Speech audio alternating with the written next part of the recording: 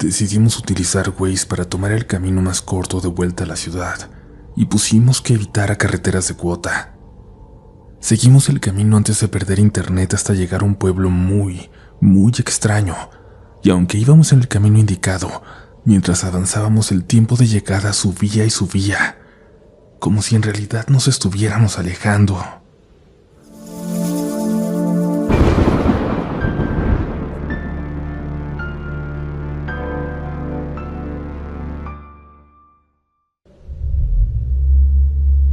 No te vayas por la libre. Si algo pueden aprender del episodio que vamos a escuchar a continuación, es eso. Si tienen oportunidad, elijan la carretera segura, aunque sea de cuota. Nunca saben los peligros que encontrarán en la oscuridad de la noche, paranormales o no. Este episodio está dedicado a todos los que nos escuchan en los caminos, en las calles de noche, y les rogamos que pongan mucha atención a lo que hay alrededor, a su navegador. Quién sabe, alguien allá afuera, alguien de ustedes, es el siguiente protagonista de Relatos de la Noche. Y podría ser tú. Comenzamos.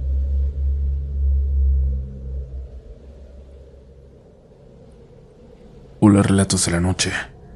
Esto me pasó en octubre de 2023, cuando fui con mi novia a Atlixco, Puebla. Nos encanta visitar pueblos mágicos y ese fin de semana decidimos ir para allá. La estancia estuvo muy bonita. La feria, la gente riéndose, las luces, la arquitectura, todo. Es un lugar muy hermoso. Nos quedamos hasta tarde, compramos algunos recuerdos y ya cerca de la medianoche nos subimos al carro para regresar a la Ciudad de México. Yo iba de copiloto y puse la ruta en Waze, una aplicación para navegar que muchas veces señala atajos que otras no. Elegí la ruta libre, sin pagar casetas, sin carreteras de cuota. Y ese fue mi error. Después de aproximadamente una hora de camino, empezamos a entrar a un lugar que ya no se veía como el camino que habíamos tomado de ida.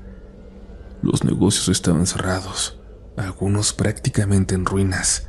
No había casi luz, todo se veía desgastado. Pero lo que más nos llamó la atención fue la gente. Había algunas personas caminando por la calle, muy despacio. No parecían hablar entre ellas, solo caminaban, como si deambularan. Cuando pasábamos se nos quedaban viendo. Sus miradas eran vacías, como perdidas. Tenían los ojos muy rojos, como zombies de películas. Suena exagerado, pero les juro que eran muy rojos, como si estuvieran llenos de sangre.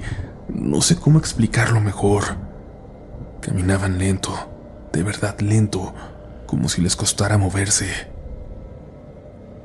Seguimos avanzando, ya un poco incómodas. De pronto vimos una jauría de perros en medio de la carretera. Se abrieron para dejarnos pasar, pero muy despacio. No como si nos temieran, sino como si estuvieran dándonos la oportunidad de seguir. Y todos se quedaron mirándonos. Ninguno se movía del todo. Sentimos un frío fuerte dentro del carro. Mi novia aceleró. Yo volteé a ver el Waze.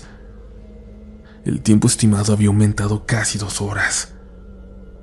Pensé que era un error, pero conforme avanzábamos, el tiempo esperado de llegada iba subiendo más y más y más, y en ese momento perdimos la señal. Eran alrededor de las 2 de la mañana. La carretera era una recta larga entre pastizales, oscura, no se veía el final. Mi novia decidió detenerse y dar vuelta, y así regresamos por donde habíamos pasado. Los perros seguían ahí, y esta vez se le aventaron al carro. Ladraban y corrían detrás de nosotras unos metros. Volvimos a ver personas en el camino, las mismas miradas. Esta vez sentimos que sí nos estaban viendo directamente. Tenían la ropa muy sucia, desgastada, como si llevaran mucho tiempo así. No había señal. No sabíamos exactamente hacia dónde íbamos, solo queríamos salir de ahí. Manejamos hasta que finalmente dimos con una carretera de cuota. En cuanto la tomamos, regresó la señal. Volteé a ver el Waze. El tiempo estimado volvió a marcar lo mismo que antes de entrar a ese lugar, como si no hubiéramos avanzado nada. No sé qué fue lo que vimos esa madrugada. Tal vez solo fue un pueblo abandonado. Tal vez era el cansancio. Pero les juro que sentimos un miedo real. En ese momento creímos que no saldríamos de ahí. Y desde entonces, cuando veo que la aplicación me sugiere ruta libre y ya oscureció, prefiero pagar la caseta. Espero que ustedes aprendan algo de esta historia y también lo hagan.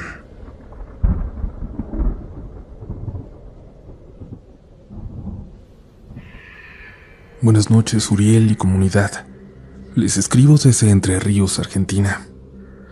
Esta historia no me pasó a mí, sino a mi mamá, en el verano de 1993. Ella tenía 23 años y esa noche había salido con una amiga a lo que acá llamamos un boliche. Mi mamá siempre dice confitería y me encanta cómo suena eso. Creo que en México es un antro o discoteca y seguramente en cada país le llaman de alguna forma distinta. El lugar al que fue mi mamá se llamaba Parador. Hoy ya no existe, pero en ese entonces era muy concurrido.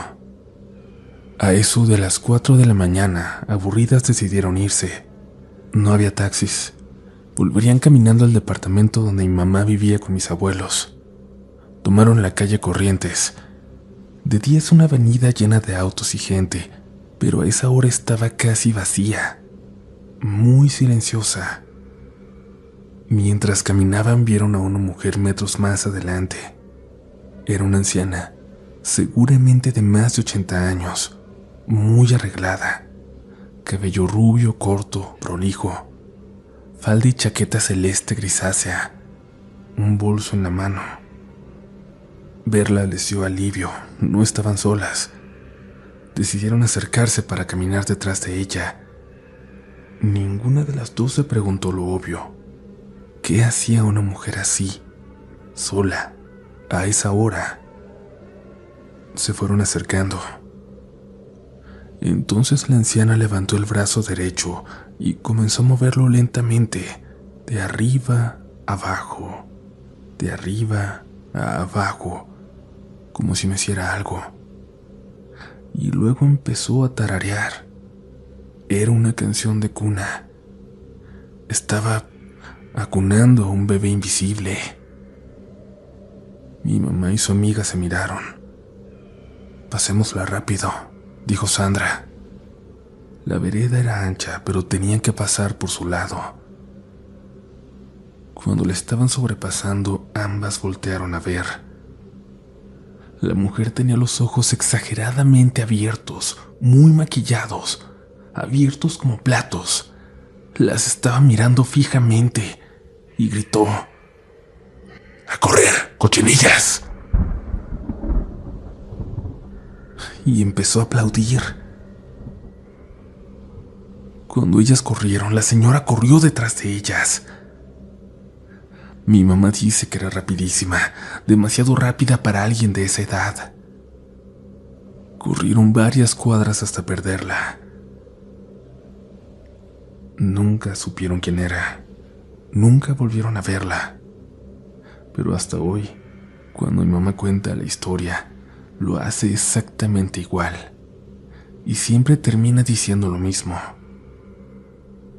Lo que más miedo me dio fue que parecía estar jugando con algo que nosotras no alcanzamos a ver.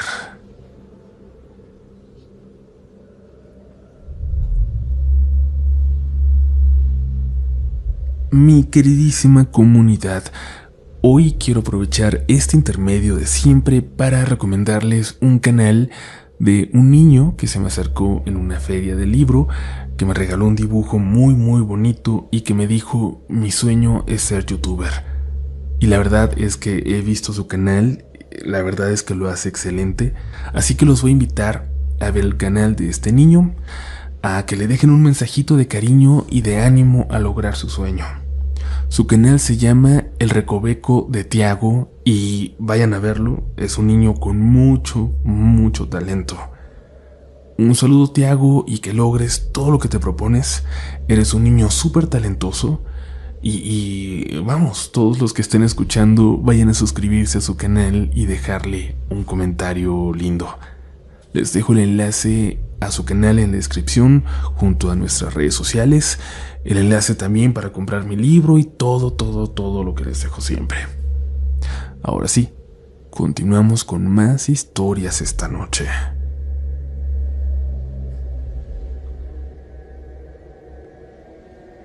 Buenas noches, Uriel. Buenas noches, comunidad. Mi nombre es Ángel y te comparto esta historia porque mis hijas me lo pidieron. Yo no me considero una persona creyente de este tipo de cosas. Siempre he sido más bien escéptico. Mi entonces esposa, en cambio, decía que tenía don, que era sensible a energías. En sus palabras, que era una bruja blanca. Yo nunca me metí mucho en eso. La veía hacer sus rituales, encender velas, limpiar la casa con un líquido que olía muy fuerte, parecido al amoníaco, y yo lo respetaba, pero hasta ahí. Lo que viví me pasó en una sola noche y fue suficiente. Habíamos invitado a una pareja amiga, papás de unos compañeros de la escuela de nuestras hijas. Llegaron en la tarde. Asamos carne, estuvimos tomando, platicando. Todo normal, nada raro. Cerca de la medianoche yo ya me sentía muy cansado, más de lo normal. Sin avisar mucho me subí a dormir. Mi esposa se había quedado pidiéndole al compadre que le leyera las cartas. Él sabía mucho de esas cosas porque practica la santería, pero no quería hacerlo porque habían bebido alcohol toda la tarde. Y según él, no eran las condiciones. Según él, no se debía hacer así por ningún motivo. Entonces me fui sin hacer mucho ruido, me metí al cuarto de una de mis hijas y quería descansar, que me dejaran en paz, que no me encontraran fácil para que me bajaran otra vez a la reunión. No sé cuánto tiempo pasó, pero de pronto alguien me estaba moviendo el hombro. «Compadre, despierta. Algo le pasó a tu esposa. Baja, por favor». Abrí los ojos, miré el celular. Eran poco más de las 3 de la mañana. Bajé las escaleras todavía medio dormido, pensando que quizás había puesto mal por el alcohol. Cuando iba en el último tramo de la escalera la pude ver. Estaba parada frente a mí. Era ella, comunidad. Era su cuerpo, su cara, su ropa. Pero no era ella. No sé si me entiendan. La expresión era distinta, la mirada no era la misma. Sonreía, pero no como ella sonríe. Era una sonrisa fija, sostenida. La sonrisa de otra persona, sin duda. Los ojos le brillaban de una manera que no le conocía. No supe en qué momento la tomé del brazo. Solo recuerdo que le dije casi sin pensar: «¿Quién eres?». Ella soltó una risa callada, una risa que tampoco jamás le había escuchado. «Tú no puedes sacarme de aquí». Los compadres intentaban acercarse, sentarla, calmarla. En ese movimiento dejó caer unas llaves. Yo me agaché para recogerlas y me pegué de frente con el barandal metálico de la escalera. Fue un golpe seco. Sentí el impacto, pero en ese momento el dolor no importaba. Cuando me levanté, me estaba viendo otra vez con esa sonrisa. «¿Ves?», me dijo. «Tú no puedes. No puedes sacarme de aquí». Lo único que se me ocurrió fue ir por el frasco del líquido que ella usaba para limpiar. Lo abrí. El olor era muy fuerte, penetrante. Se lo acerqué a la nariz, le froté las manos, el cuello. Durante unos segundos pareció reaccionar. Parpadeó, me miró confundida. ¿Qué pasó?». me preguntó. Le dije que algo no estaba bien, que se había puesto rara, pero casi de inmediato volví a cambiarle la expresión, como si algo regresara.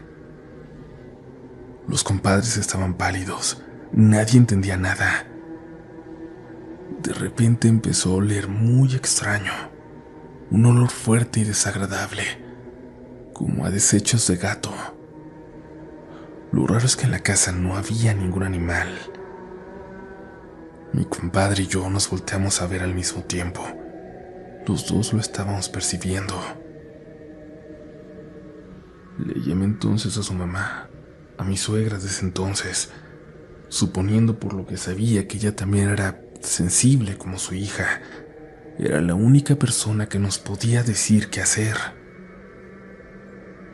Así que le expliqué lo que estaba pasando. Me dijo que la pusiera en altavoz y que repitiera el nombre completo de mi esposa, seguido de una frase que ella me indicó. Yo lo hacía una y otra vez mientras mi suegra rezaba al teléfono. Mi esposa, o lo que estuviera en ella, empezó a retroceder cuando la llevé hacia la cocina. Ahí había una vela encendida sobre un plato. ¡Ay, no! ¡Ay, no!, dijo con un tono que no le conocía. Pensé que la luz la incomodaba, así que la acerqué más. Se quedó mirando la flama unos segundos y luego sopló. Comunidad, eso no fue un soplido fuerte. No estaba para nada cerca de la vela. Estaba a metros de distancia, pero la flama se apagó de inmediato cuando sopló. Ahí sentí que eso ya no tenía ninguna explicación, ni sencilla ni complicada. Seguimos repitiendo lo que mi suegra decía al teléfono. Pasaron minutos, tal vez horas. El tiempo se hizo raro. Nadie se sentaba, nadie hablaba más de lo necesario. En algún punto su expresión cambió otra vez. Sus hombros se relajaron. Parpadeó varias veces como si despertara. ¿Qué pasó? La voz era la suya, ahora sí. La mirada también. Por fin la reconocí otra vez. Los compadres no esperaron mucho.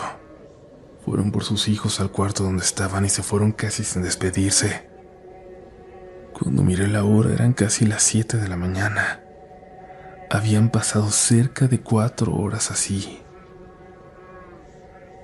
Esa madrugada terminó con la casa en silencio, pero no fue un silencio normal.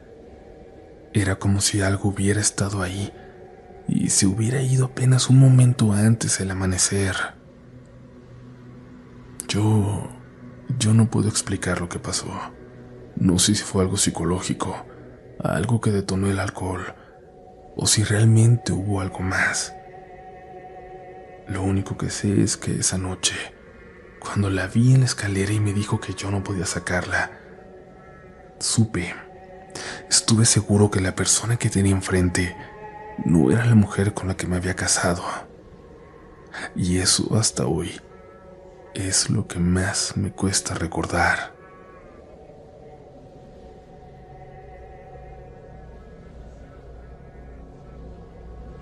Muy buenas noches, Uriel. Muy buenas noches, comunidad. Esta historia no me ocurrió a mí directamente, sino a una de mis tías, cuando yo tenía apenas 4 años. A lo largo de los años, mi familia ha relatado esto muchas veces, siempre con los mismos detalles y siempre con el mismo nerviosismo. Todo pasó en una casa a la que yo de niño le puse un nombre: la Casa Sucia. Era 1982. Mis papás y algunos de mis tíos habían mudado a una casa grande en una colonia tranquila del norte del país. La casa estaba descuidada, con maleza alta, paredes escarapeladas y grafitis en el interior. Incluso encontraron un nido de víboras al limpiarla. Desde el principio tenía algo extraño. En algunas habitaciones se percibía un olor constante a flores, como a nardos. A veces el interior estaba tan frío que parecía más invierno adentro que afuera.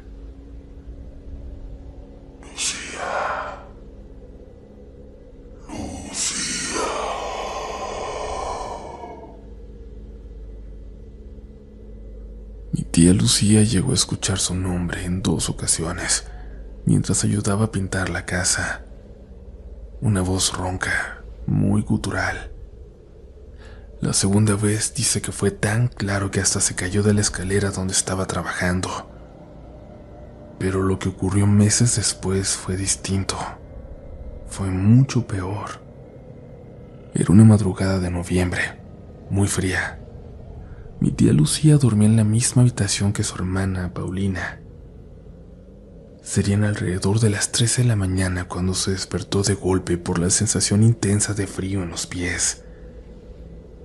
Sin abrir los ojos buscó su cobija, pero no tocó tela. Sintió pasto frío, mojado, como si tuviera rocío. Movió la mano un poco más y sintió algo duro, concreto. Ahí abrió los ojos. Tardó unos segundos en enfocar porque una luz blanca, fuerte, le daba directo en la cara. No estaba en su cuarto, no estaba en su cama. Estaba tirada en el suelo, en la banqueta, frente a su casa. A su lado había un poste de luz. Reconoció las casas de la calle, reconoció la barda, reconoció el portón. Se incorporó como pudo. Se sentía entumida, mareada. Miró el reloj en su muñeca. 3:22 AM. Notó que estaba descalza, pero sus pies estaban limpios. Se levantó, caminó hasta el portón. Estaba cerrado con candado. La puerta principal también estaba cerrada. La puerta trasera igual. Todas las ventanas tenían reja. ¿Cómo se había salido? Empezó a desesperarse. El frío, los perros ladrando en la esquina, el silencio de la madrugada. Corrió hacia la ventana de su cuarto y empezó a golpear el vidrio para despertar a su hermana. Paulina dormía justo al lado. Golpeó más y más fuerte y nada. Era imposible que no la escuchara. Golpeaba con miedo, con fuerza, sin importarle ya romper el vidrio. Pero su hermana no reaccionaba. Dice mi tía que lo peor no era el frío, ni la oscuridad, ni no entender cómo estaba afuera. Lo peor es que sabía que no estaba sola. Podía sentirlo. Había algo ahí, con ella. Durante todo el tiempo que estuvo en esa banqueta sintió que algo estaba a su lado. No lo veía, pero la sensación era completamente clara. Había algo como una presencia pegada a ella.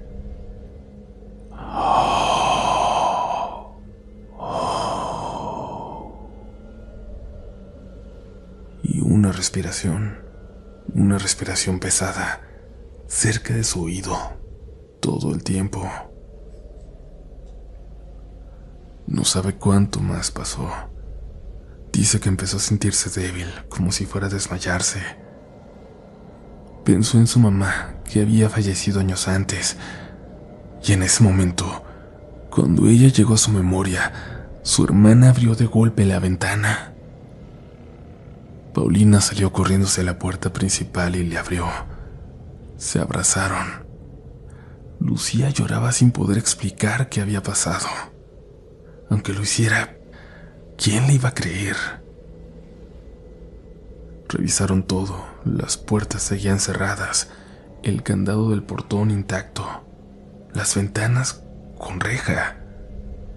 Nadie entendió nada. Hasta el día de hoy, cuando lo cuentan, todos coinciden en cada detalle.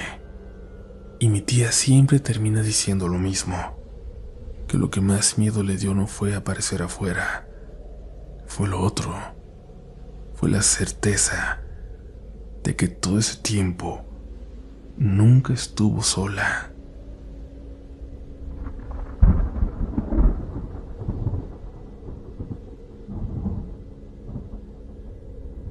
Si siguen en el camino, espero que lleguen con bien a casa. Si ya están en ella, comunidad, abracen a su gente, descansen, se lo merecen. Ahora permítanme hacerles una invitación a toda la gente que le gusta el cine allá afuera, que está estudiando comunicación o que simplemente tenga una pasión por crear. ¿Alguna vez se les ha antojado hacer un cortometraje basado en alguna historia de relatos de la noche? ¿O ya hicieron uno, tal vez? Verán, tengo muchas ganas de organizar un concurso de cortos con un buen premio, quizás para octubre, pero claro, hay que anunciarlo con muchos meses de anticipación para dar tiempo de prepararlo a quien quiera participar. Pero les pregunto, ¿les gustaría? Se lo pregunto a quien tendría las ganas de participar, pero también, por supuesto, quiero saber la opinión de la comunidad en general. Si a ustedes les gustaría ver algo así, darle esa visibilidad a gente muy talentosa, reconocer ese talento que yo sé que tienen muchos miembros en la comunidad, porque ya lo hemos visto con otros concursos, como el que alguna vez hicimos en TikTok. Así que díganme por favor si creen que esto es una buena idea o si a lo mejor no se les antoja tanto. Y bueno, también recuerden que ya pueden seguirnos en el Videoclub de Medianoche, un podcast donde hablamos sobre cine de terror, sobre las películas que nos apasionan y que nos han asustado toda la vida. Les dejo en la descripción el enlace, pero también pueden simplemente buscarnos así en todas las plataformas donde escuchen podcast, en YouTube, aquí estamos por supuesto. Solo búsquennos como el Videoclub de Medianoche. Espero sus comentarios, pues, sus opiniones. Y por ahora es momento de despedirnos, pero nos escuchamos muy pronto en otra edición de Relatos de la Noche. Sueñen bonito.